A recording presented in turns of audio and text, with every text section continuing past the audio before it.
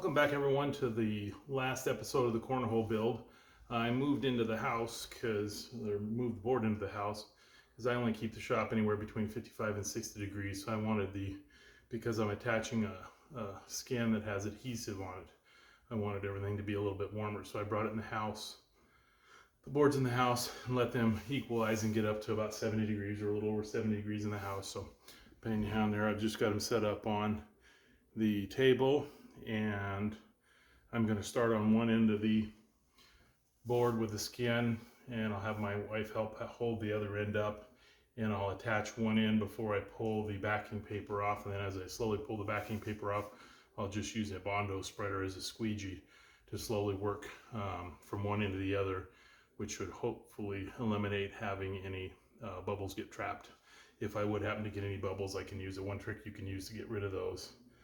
Is use a little tiny syringe to poke into the center of the bubble, and then that'll draw the air out, and then you can't even tell, but hopefully I won't have to worry about doing that.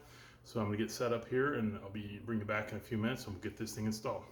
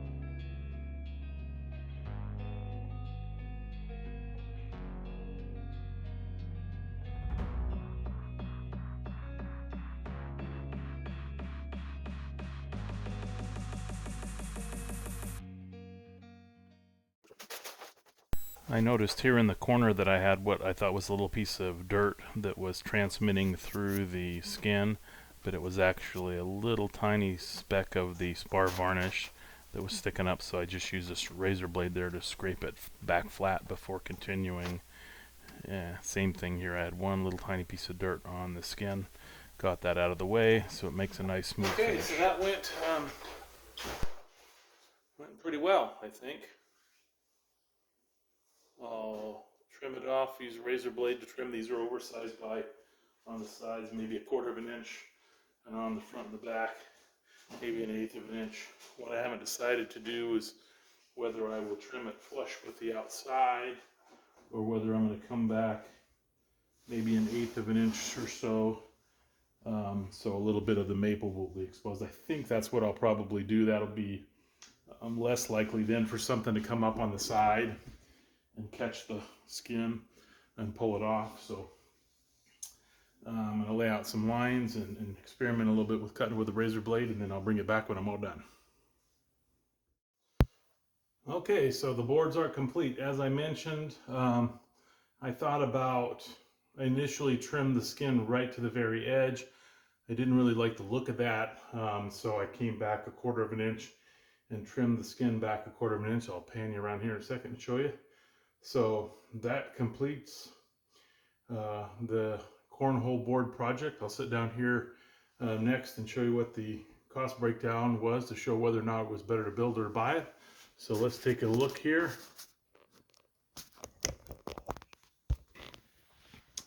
All right.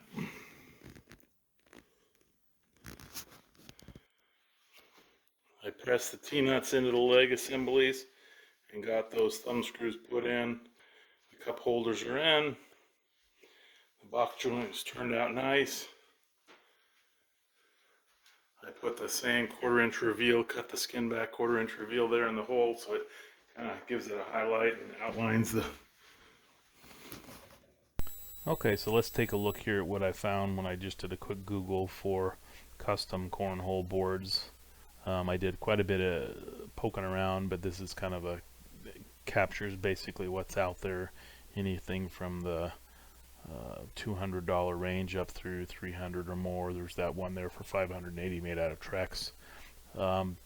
you can indeed find ones for less than $100, but you get what you pay for. So these are kind of what I found that were indicative of boards that appeared to be pretty decent quality.